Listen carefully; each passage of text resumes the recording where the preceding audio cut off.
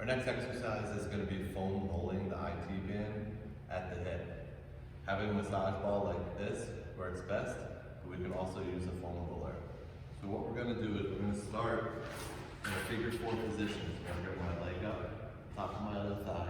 Then I'm going to use whatever apparatus I have available, and I'm going to put it under my hip. So I lift up, lower myself back down, and from here what I'm looking to do is just roll around and just kind of find a hot spot. It kind of makes you clench your face a little bit, takes your breath away, and we're just going to hang out there and just let our weight sink down into that area for a few seconds. And then again, we'll just move back and forth until we can find another area, and then just hang out there.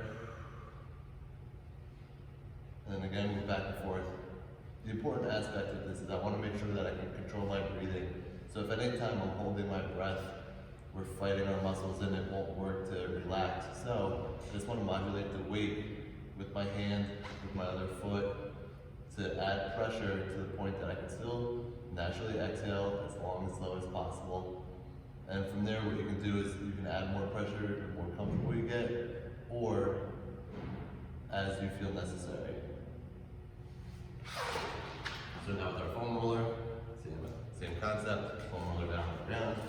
Figure 4 position, rest down on it, then we just work side to side.